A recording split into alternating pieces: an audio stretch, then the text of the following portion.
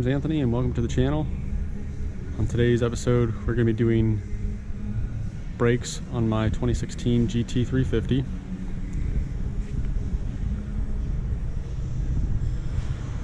I swapped the brakes over to the 2019 and up updated brakes for a track day at Sebring last month, and I'm going to be switching them back to the stock brakes. The differences between the two are the 2019 and up have the non-drilled ventilated rotors, so this increases the surface area for which to brake with. It was found that the drilled holes not only produce a weak spot in the rotor itself, but also less surface area also equates to less stopping power.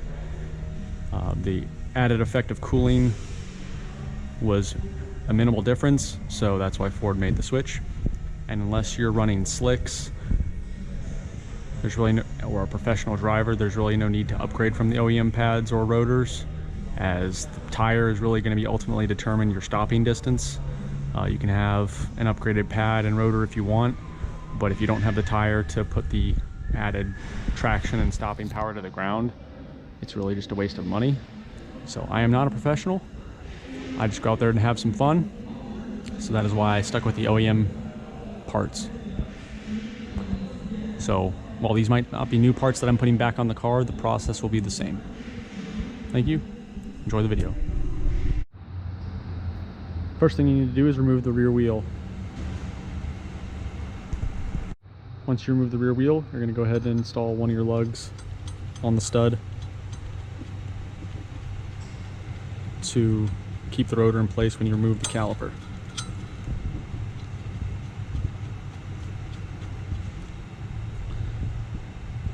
Next, we're going to remove the brake pads. In order to do that, you have to knock out these two pins on the caliper to remove the retaining clip. So go ahead and take a punch, a hammer.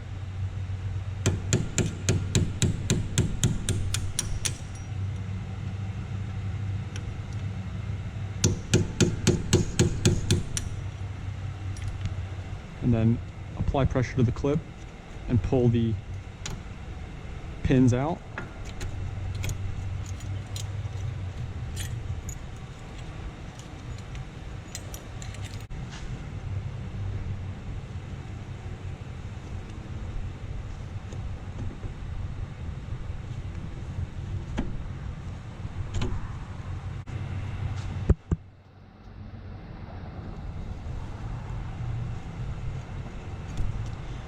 Once you get the brake pads out, you can go ahead and set those to the side. Next, we're going to go ahead and remove the parking brake cable from this metal bracket in order to access the caliper removal bolts. So I'm going to leave the light in here so I can try to show you as best what we're doing here.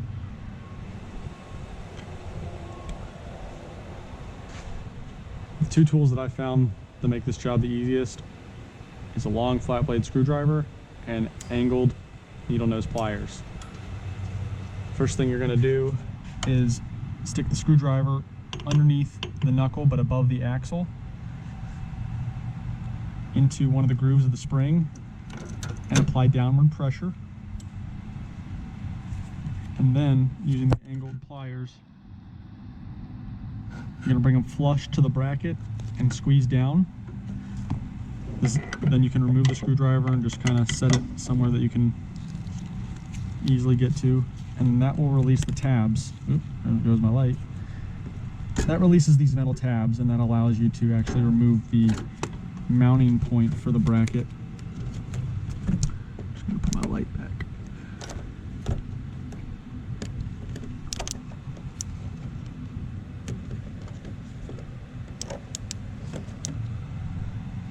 Then you can remove the pliers.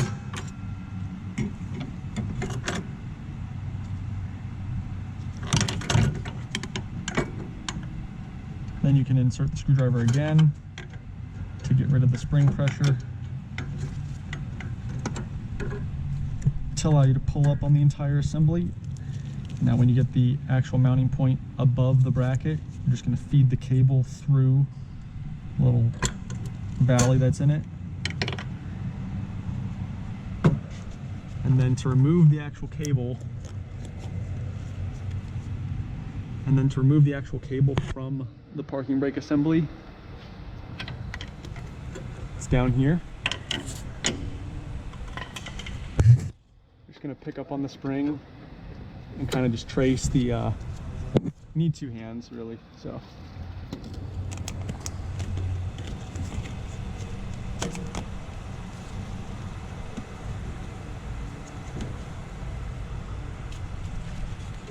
Just pick up on the spring.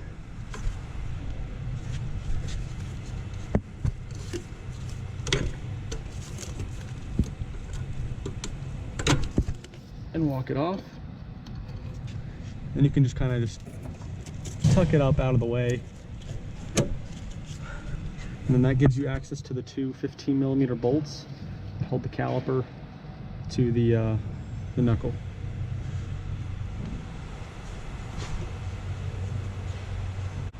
So now we're going to release the bracket, and which also releases the caliper. I've got the ratchet on the bolt there. You can see it's right there. And then the other one is up here. So you're going to release the bottom one first and then the top one.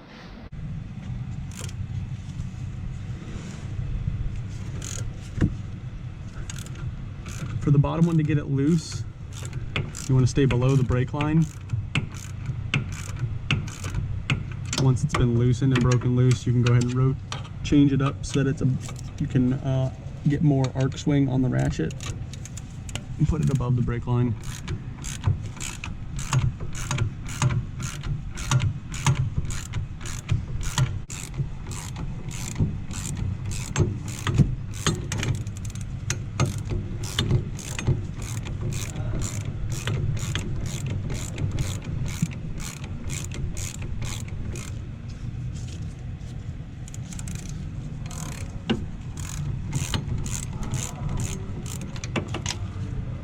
Once that gets pretty loose, you can go ahead and grab it and release it by hand. Pull it out. And then you can go ahead and release the top.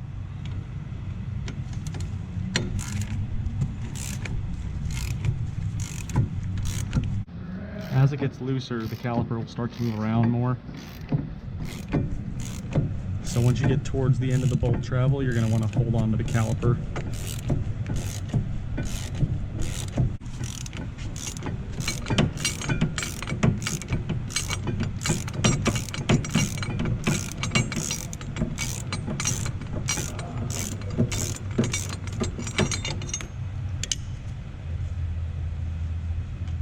Once the bolt gets loose enough that you can undo it by hand, you can go ahead and do that.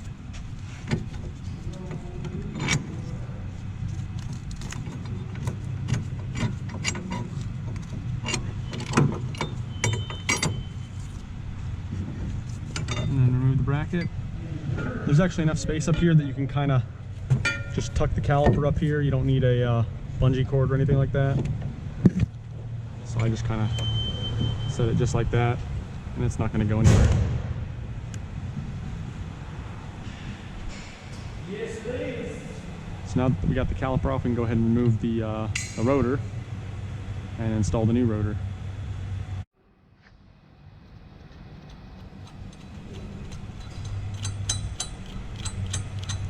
Just hold on to the rotors so it doesn't possibly fall off. I have extended studs, so I'm not worried about falling off. Just work it off. And then when you set the rotor down, you want to set it down face down. And then pick up your new rotor, slide it onto the studs.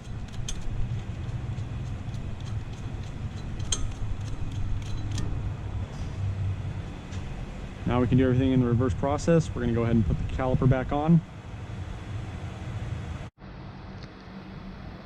So in order to put the caliper back on, I'm just going to slide it around the rotor and line it up with the holes in the knuckle, and then reinstall the bracket and guide the screw through.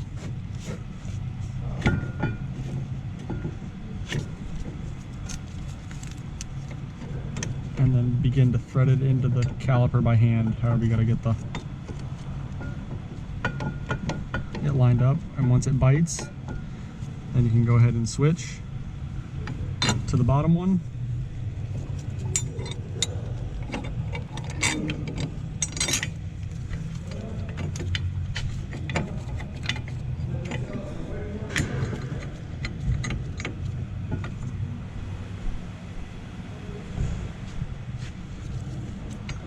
Just want to get them both started by hand.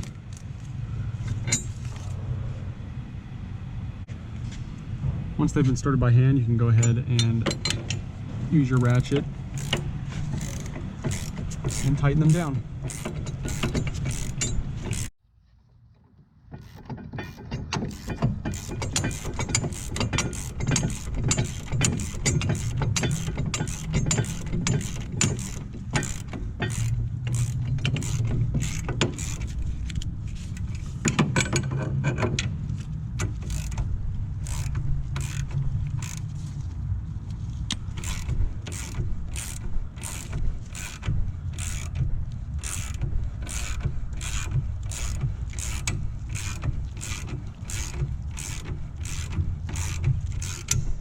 Going to tighten them down until they bottom out, and then just give them, another 10 degrees or so.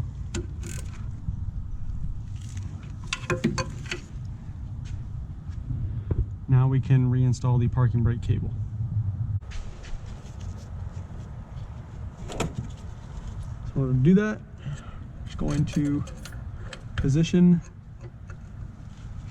the parking brake cable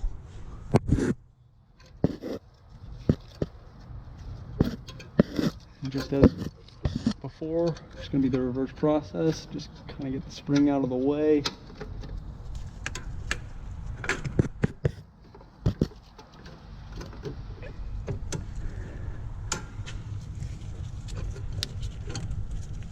And then just kind of walk it up.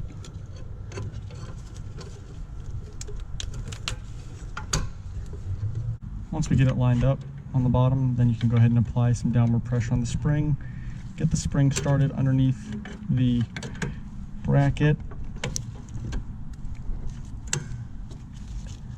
and then pull the entire cable up and feed it in through the valley again, and then you can push down and that'll lock the parking brake cable into the bracket.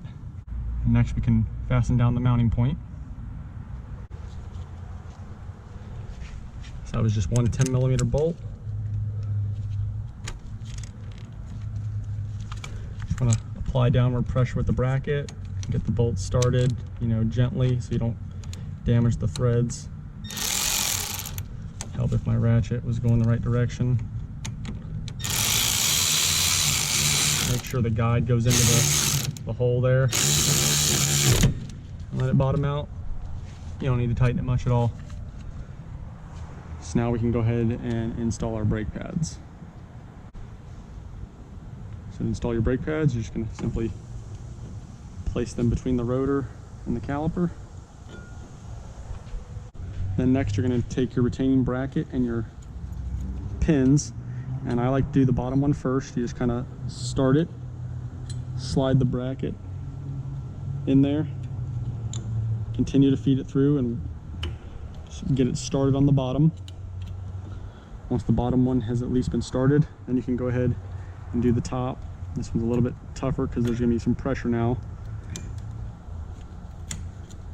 And then once you get to this point, you're just going to need to apply pressure on that pin towards the rotor to allow the pin to naturally go through the pad and then back into the other side of the caliper. And then you'll just take a hammer and hit the back side of the pins.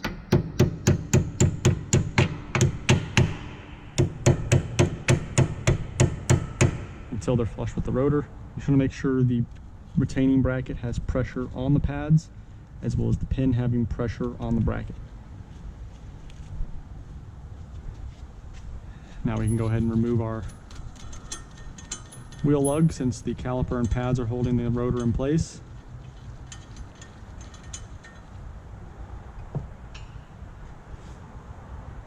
And reinstall our wheel. So we've got our wheel installed. You're just going to torque the lugs to 150 foot-pounds and you're done.